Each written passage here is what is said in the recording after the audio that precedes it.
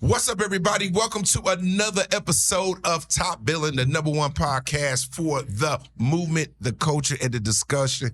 This is what we're doing out here, man. We're really trying to bring you the most incredible interviews with some of the most prolific, different, eclectic, inspirational people. Today, I have two of my close family members. I feel like I can honestly say this, from one of the most famous families in the entire world in entertainment, the Jackson family. Today, I'm welcoming you, Prince Jackson and Tito Jackson, to the building. Can we make some noise up here? This is actually an exciting moment for me because this is 3D. Coming up, you was a baby back then. You ain't no Uncle Bill. I was on MTV at the time. You was a little shorty, you know what I'm saying? And I had the opportunity. I'm one of very few people to interview your father. And in a great interview, too. Michael Jackson, by the way, just in case you don't know, has the most record album sales known to man, still selling records to this day, a legend, king of pop. We go back to 96, I say, maybe it's 96, when the History album came out. Michael Jackson was the first artist to debut his video simultaneously on every network. It's never been done before. And I was the guy who introduced it to the world. Oh, yeah. My little skinny ass was like, "Ha! I'm in Times Square!" And my heart was beating. I was so gonna ask, you were nervous? Yeah, bro, you got to understand, man. I have been a fan of your family my entire life. You know, I always felt like, you know, their family was kind of like my family. I was like, oh, man, they look like some cool people. You know what I'm saying? I had never been to Gary, Indiana. I grew up in Jersey. So I never knew I would ever be in entertainment, you know what I mean? So once I became a comedian and then I started being a host, I got a chance to interview Janet. I got to interview the 3 T's. Like, so, I mean, I've known your whole family. Wow. So you got a lot of talent now. Okay, it's a lot of talent. So I'm gonna let you talk. So give me all night I was thinking, what is it like to grow up as a Jackson? Like, is it just barbecues? Is it like y'all having fun every day? Or is it just so many cousins you can't keep up? What is it like growing up? It's a little bit of everything that you just said about that, you know? We're always meeting new cousins on like a daily basis almost. And we're like, how are we related? And then they explain, you're like, oh, yep, we're cousins. Right. Barbecues, you know, lots of family times over at Havenhurst. Yes. But also a lot of responsibility. Absolutely. You know, it's a legacy and a brand that everybody has worked hard to get it to where it is. And we certainly don't want to be the generation that falls short. To let it drop. We want to continue that and to make it bigger and to keep it in the kind of the history books, if you will. No, it is. It's a very historic story. When you think about the Jackson family and what Joe was able to accomplish with his kids and encourage everybody to be great. You know, the Jackson 5, I mean, just came out of nowhere, but it's the story is so rich, where it's just a family, small family, big family, small house, and they grind and they made a dream come true. And you guys are the fruit of the dream.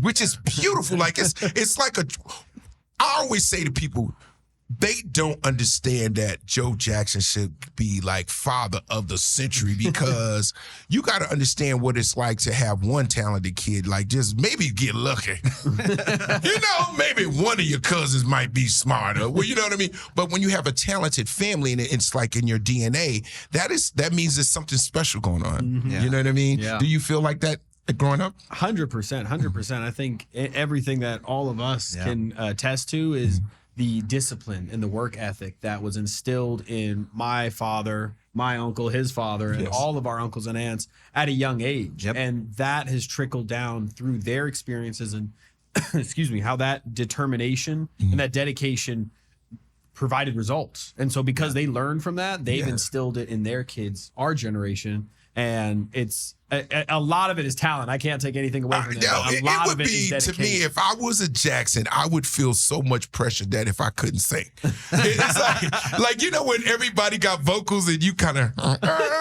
like, I would be like, nah, I don't want to sing. I'm going to play the cymbals, you know, like, because it is a lot of people who have definitely put it down. Like, even if you, on the girl side of it, let's say, you know, if you're Janet's niece, like your aunts are still talented. Like, you have no way around talent. down. Like everybody over here can get down. Everybody can dance. Everybody can sing. We got musicians in here. We got creatives. You know what I'm saying? You guys did it yourself. The 3 T's. A lot of people right now don't know about the 3 T's. Tell them how you guys came up with your own group. Watching our uncles, basically, and my dad, obviously, just. It was really just seeing them, and it was like, I think the 79-80 tour, basically. And we saw the audience and screaming, and we're like, we want that. You want to get some of that. That's what we want. And TJ was in diapers at that point, like literally. And we were mops and brooms. We were pretending, lip singing to the Jackson Live album. Absolutely. And then my dad's like, "That's great, but you got to actually sing." Right. You can't play with this family. We got to sing for real. So we really worked on the harmonies. Absolutely. That was one of the first things we learned instead of the dancing, which is why 3T doesn't dance that well. Right. Worked on more singing than dancing, and we started when I was like probably 8 years old, and we didn't come out till I was 18. So that was 10 years. 10 years of getting it right. Of working, and people don't notice that. They thought, oh, they just opened the door and we just slid through. But really, we worked for like 10 years. Right after school, my mom, she was the Joe. She was the one that cracked the whip. She's like, you get this. Like, we're not gonna make it easy on you. Yeah. Well, the thing about what I find with the Jackson family that I really just admire is the spirit of excellence. Everything is taken seriously. You're not putting it out unless it's right. Your dad was meticulous about every single sound, background, tempo. I mean, Michael, the couple times that I hung out with Michael, it was just amazing how he could hear his ear for everything. Like he was on another level. He was like, do you hear the hummingbirds? And I'm like, huh? You know what I mean? Like we could put the hummingbirds in it. Like, you're like, what? And so when you come from a family and your dad who was so gifted, like, just think about artists today, right? They could only aspire to be able to leave a mark like that, to be not just a king of pop and of obviously, but the legacy of music from 8 years old, relatively, maybe 7, 8, till he was an adult, that he was constantly making hit music. That's hard. It's great. Yeah, it's pretty. You know what I'm saying? So if you put out a song and you a Jackson, you got to run it by 3,000 uncles. It does. Right? There's a quality check. Come on, Tito, don't be hard on me, man. Jackie, please let me pass, baby. So now we are approaching something that's really monumental, the 40-year anniversary of Thriller. Now, I don't know, you was somewhere in space. Not even a thought yet. He was a thought. You wasn't thinking about coming here yet. But 40 years ago, honestly, for me, Thriller was such an impactful event. I was in college, and this is when nobody as an artist was doing movies for videos. It was not even a thing. Like, nobody had that kind of money in their budgets. It wasn't like... Michael Jackson was literally doing movie videos, and they were so big. Case in point, I was at a step show at Rutgers University, and it premiered, right? Premiered the video. Dropped the lights. He's like, what is about to happen? All you heard was like, we was like, man, is it werewolves in here? Because we wasn't ready for it. It was no prep. They didn't say nothing. And they premiered that video. When I tell you, bro, people screamed, bro. People was like, yo. All you heard was like, oh my God. And then boom, boom. Boom, boom. Then we was like, oh shit. We started doing the dance. Like, yo. It was that kind of an impact, man. And 40 years later, it's still that strong, man. Does that make you feel? Very proud, very proud. My dad, like you said, he put a lot of time and effort, and he was very meticulous about every detail. And the stories that I've heard from the family members and the people that worked with him about the creation of that, his all went into that. And so to see his legacy still at the height, as when it came out, is really, really empowering. It's absolutely unbelievable from the music, from the production of the video, the colors, the characters, the Vincent Price, who people don't even understand who Vincent Price is. He is the legendary voice that is like the spooky narrator. And like I was like, man, this bro, I wanted him always to be on my answer machine. You've called for Bill, but he's not here. You know? That's good. I like it. I always thought Vincent Price's voice was bananas.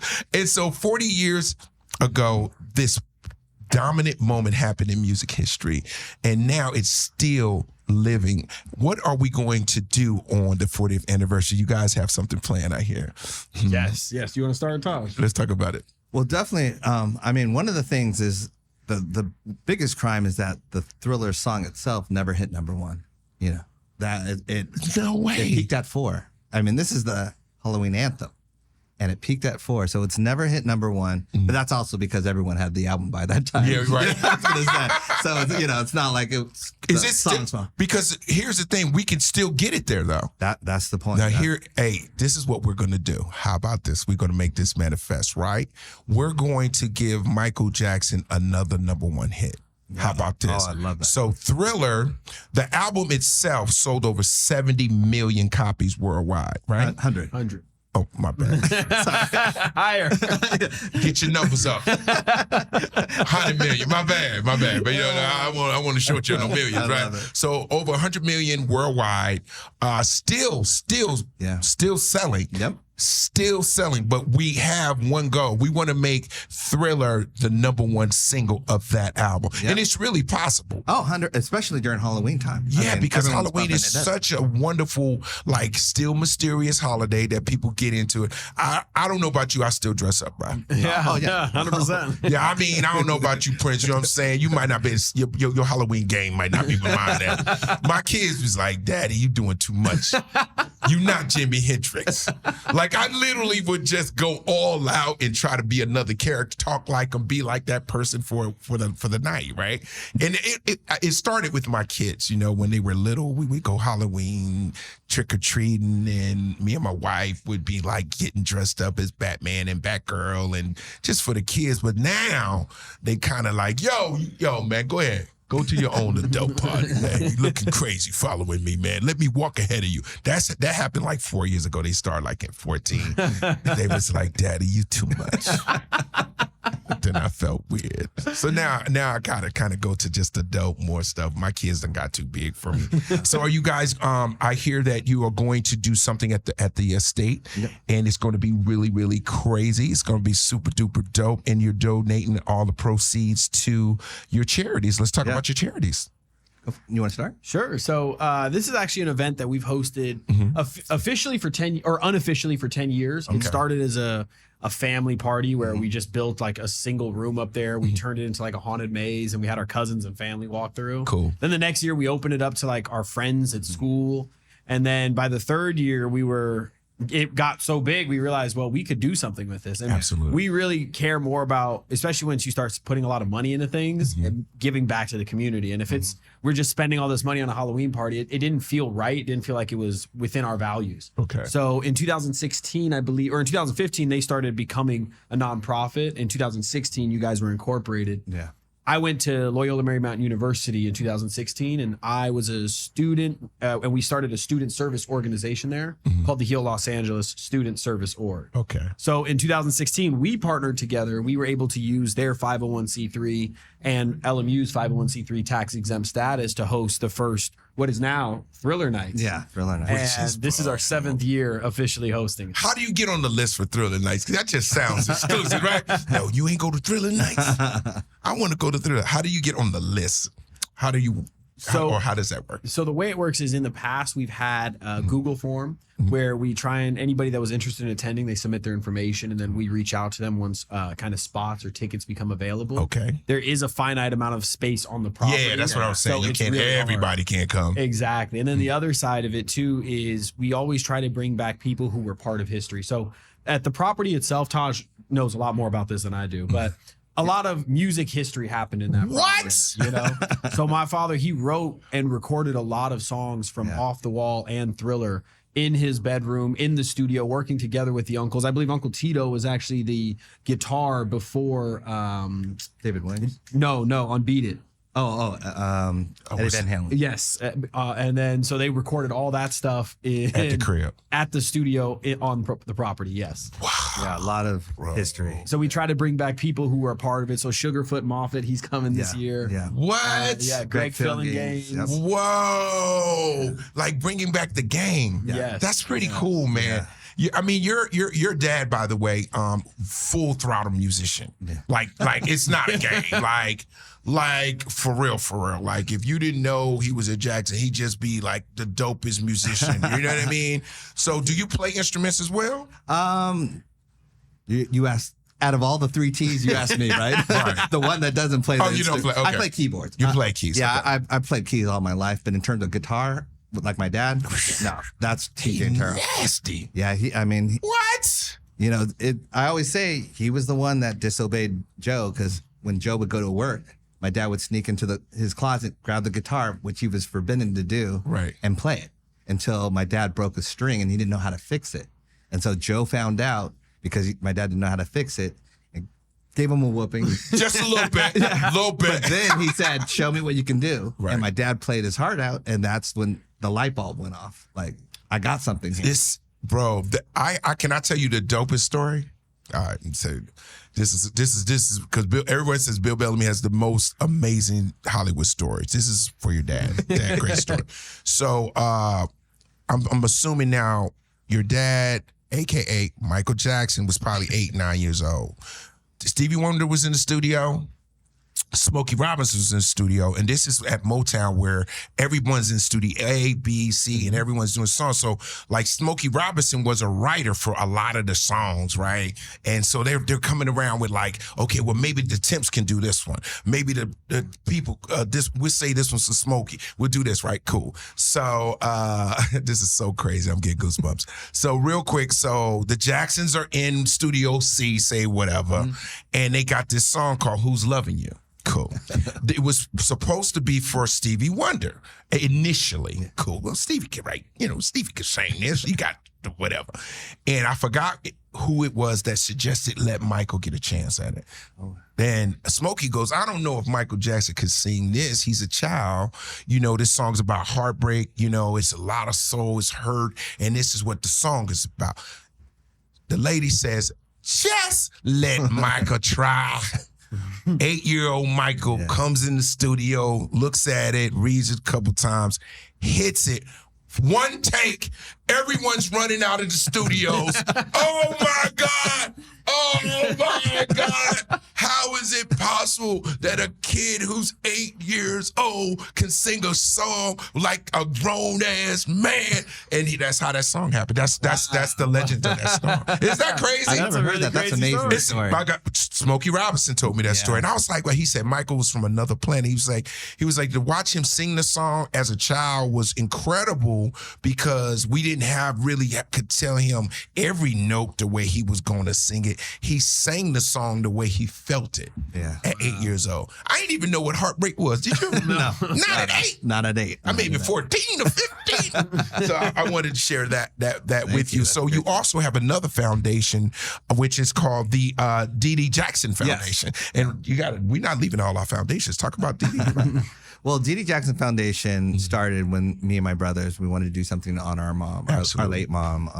Our mom was murdered in 94, basically right before 3T started, or I guess released. And that was the hardest thing for us because she was our main cheerleader. She was the one that really was our manager, telling us, cracking the whip, as I told you before, but also just inspiring us. And to lose that inspiration, it was really, really hard on us. And so Tito Jackson Foundation, we specialize in loss and grief because that was the hardest thing for us. Absolutely. Was losing that kind of like that star, that North Star to follow. Mm-hmm. And so we pride ourselves in that way. And so we wanted to do something to honor our mom. And so Tito Jackson Foundation, we do music therapy classes. We host families throughout the year and stuff like that. Absolutely, man. I mean, hey, being in the entertainment game is definitely has a lot of amazing parts to it, but then also too, we have the lows and we do have the losses, as we all know here. Most recently, I lost my dad, and and it's just like, I never knew when you became an entertainer that I thought every day was Saturday when you became a star. Like, you don't realize that there are tough times that the world doesn't see, and you still have to deal with that. Yeah. You know what I mean? You still had to process as a young child how to get on your feet and roll and become your own guy. I mean, like, I watched you grow up, bro. Like, I feel like I'm your uncle too. You know what I mean? Because I remember a couple times I saw you when you were young and you ain't know who I was. You was like, who's that? Who the hell is that black man talking to me? Crazy. Get him away from me, or whatever. But I would do a lot of things for charity with your father, and he asked me to come down. I would host and do this, that, and the other. So I really came really, really cool with the family. You know what I'm saying? I had a really great relationship, and still do, with Janet, where I got on Velvet Rope. I went on tour. She took me on my first big tour. Wow. Bro, opening up for her as a comedian was bonkers. It's gonna be in my book, but I never knew. I had never been to Worcester. Am I saying it right? Anybody from Boston? Worcester. It's out right outside of Boston, and it was sold out arena, and I was the comedian because one of the groups fell out, and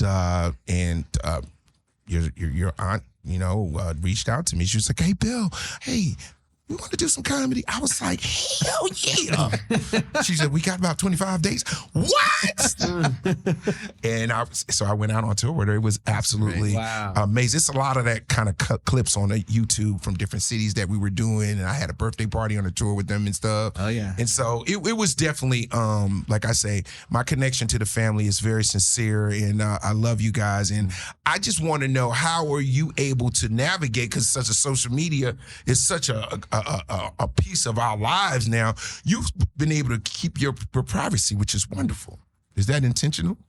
For myself? Yeah. To a certain degree, yeah. My brother's really good at it. He has no social media, so you can't find him at all. Zero. Yeah, he's great at it. You do have to be intentional, I guess, in separating. Like, for me, Instagram is a way to connect with people. Correct. But my phone, like text message, phone calls, face to face, like I play video games with him on a nightly basis. So that's a more personal or intimate way to connect, So kind of control what you put out there and what you keep for yourself. Yeah, because like, I feel what you guys have done in a really amazing way is to be able to protect your privacy and let people get what you want them to have. I feel a lot of times in celebrity, we give them everything and then it goes left. Yeah. You know what I mean? Or you just don't know where the sweet spot is, because I feel like with this family and the legacy of the family, you have more at stake. So you can't really make a misstep. You don't want to anyway.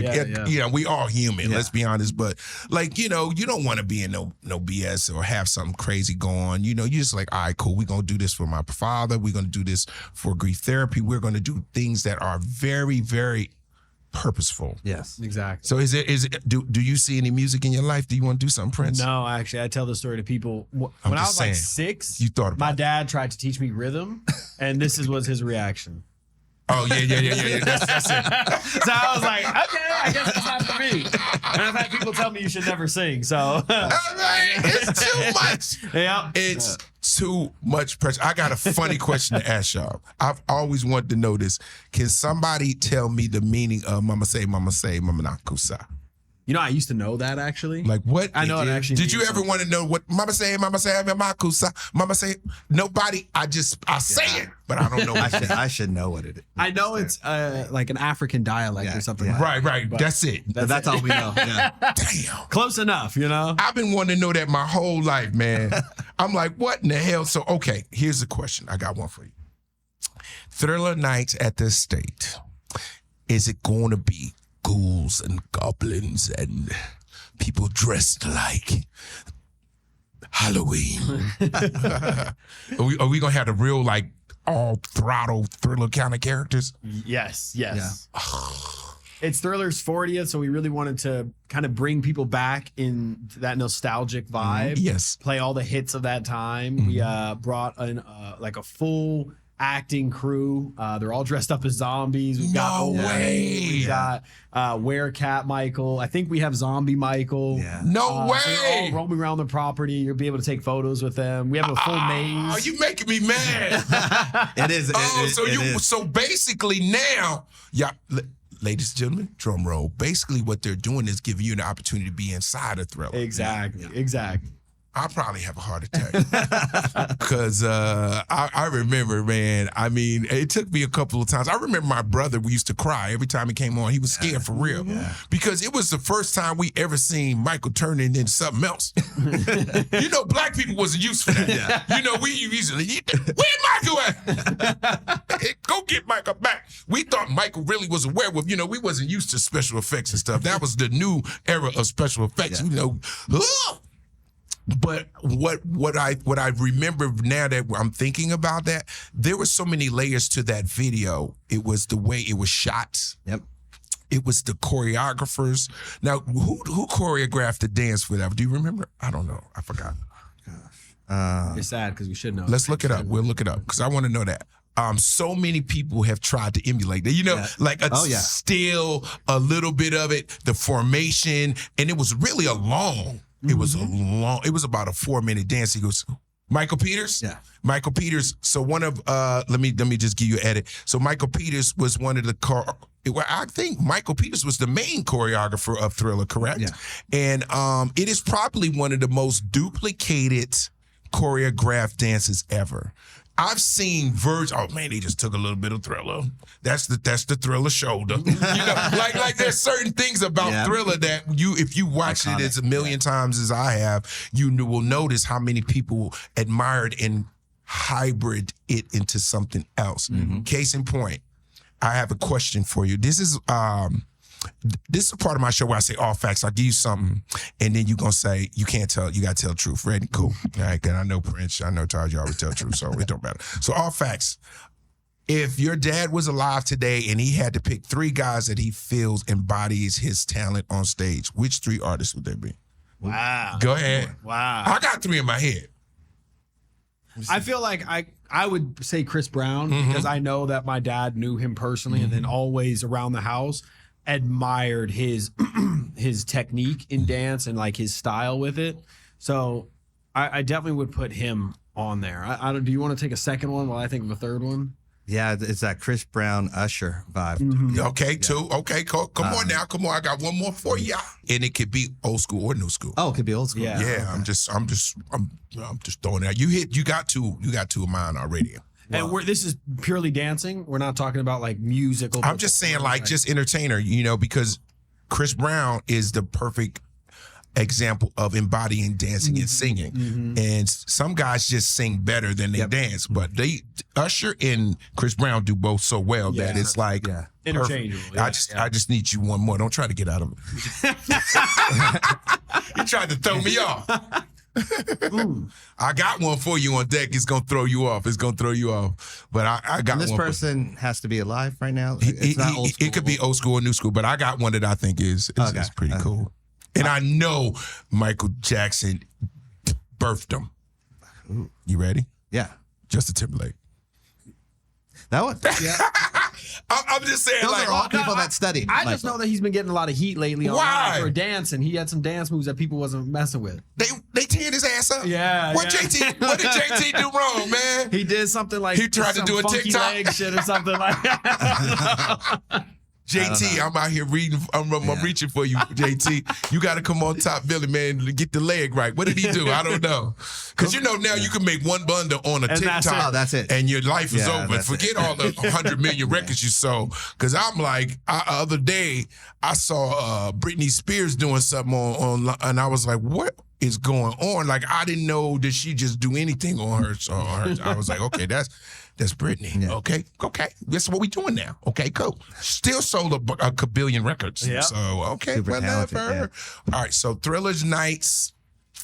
It will be the 40th anniversary of Thriller. It is a short list of people. How do people get in contact with you if they want to donate? How can we do that?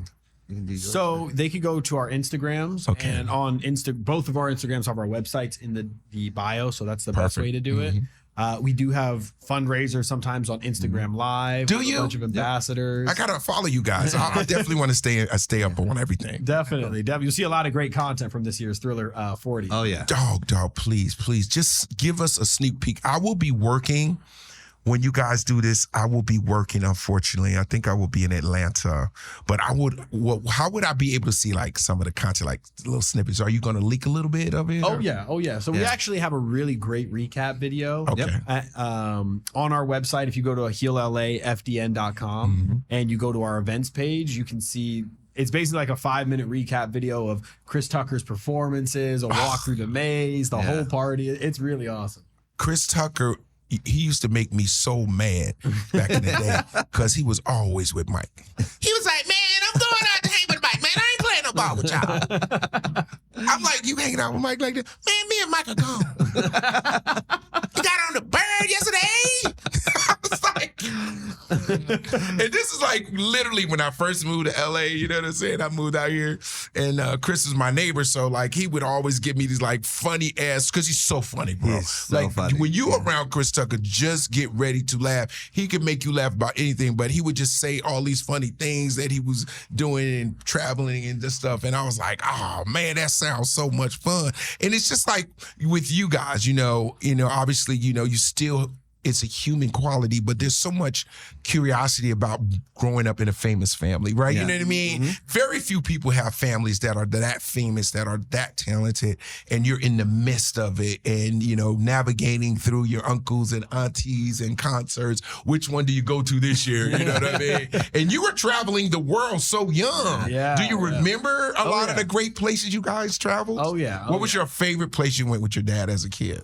Well, actually, as I got older, I realized that when you're traveling with Michael Jackson, that's not how normal people travel. At all. So I got to see a lot of really awesome parts of the world, but I got to see it as Michael Jackson would see it. Right. If I went back there again, it would not be the same. Right. Can I tell you a funny story? Go for it. All right, so check it out. I'm a baller too. Okay, cool. So I've stayed in a couple of suites that they said, your dad stayed in, right? And they were bananas, right? And I just had the suite though. They said, he lock off the whole floor. I was like, I ain't got that kind of money. I ain't got that kind of paper. For 14 days?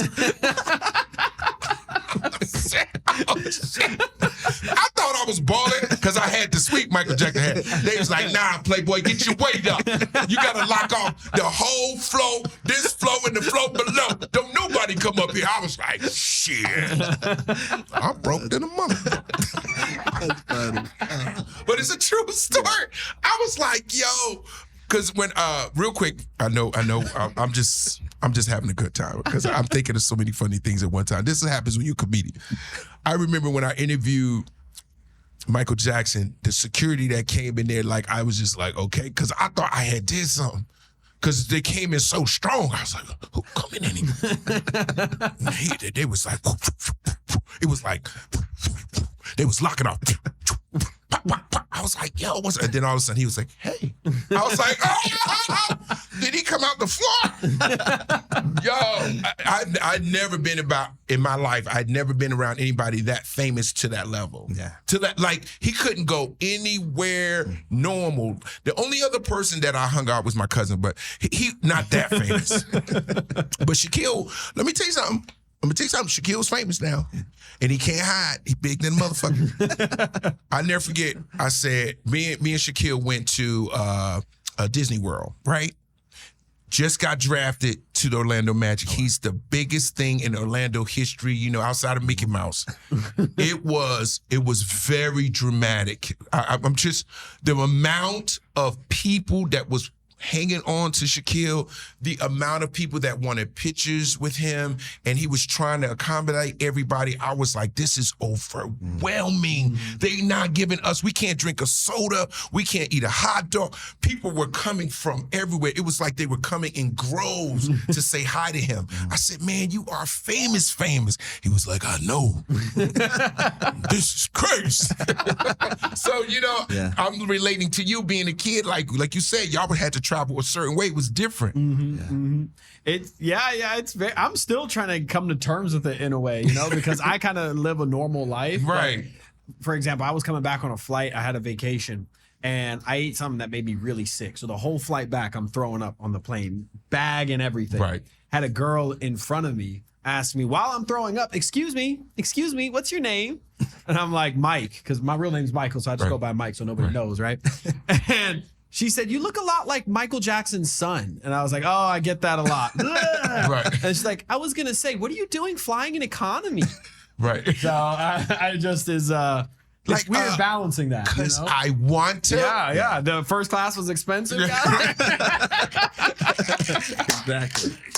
I'm not booking the top floor out. Right. Yo, you know what I'm saying? Like the whole flow.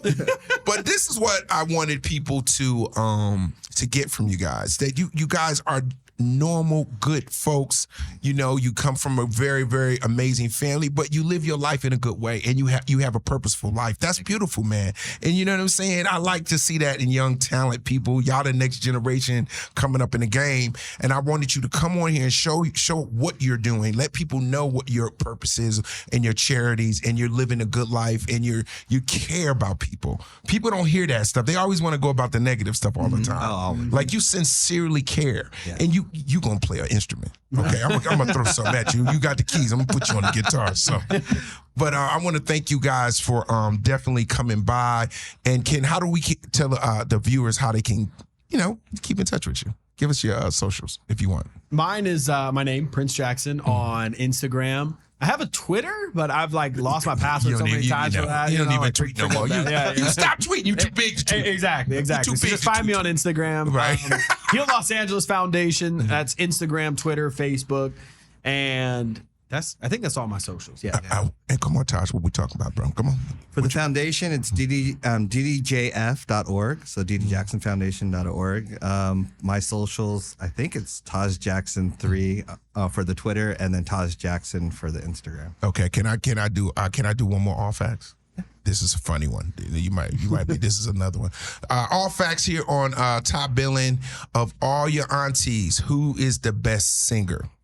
Ooh. Yeah. Put pressure on you. I mean, what style? That's the thing. Oh, we got styles? Yeah. Oh, well, I mean, what are we talking? Oh, you got options? Reedy sings great bluesy. Oh, Reedy on the blues. She's got a bluesy jazz. So she the best blues. Thing. Okay, next. I mean, Janet basically pop, R&B. Bam. Okay. In that way. And one of my favorite songs is, back in the day, the Heart Don't Lie song that my Aunt LaToya sings. So she's a hidden gem that I don't think gets enough credit. See what I'm saying? Yeah. Who could say they got 3 aunties that can sing? I ain't got a goddamn cousin that can sing. How you have 3 aunties within your family? Like, you know what I mean? And then your brother, your uncles, all of them sing. God, okay. Here we go. Now let's get to it. And you can't use your dad because you can't use your dad. Okay. Of all the uncles outside of your dad, okay, who's the best musician? It literally is a tie between Jermaine and Randy because Randy plays the most instruments. How many instruments? He plays instruments. Everything. Like he's multi-talented in every instrument. But I've never seen a bassist like Jermaine.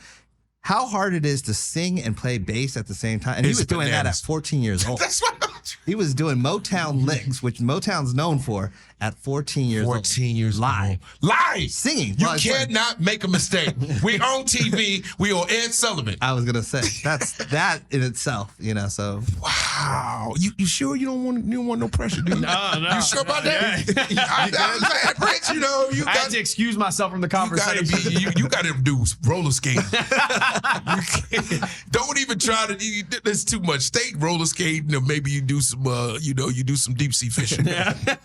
But ladies and gentlemen, let's give it up for Taj Jackson and Prince Jackson on Top Billin, man. It has been a fantastic ride, and we, as a community, the culture, we're going to make Thriller #1 for the history books. Let's go.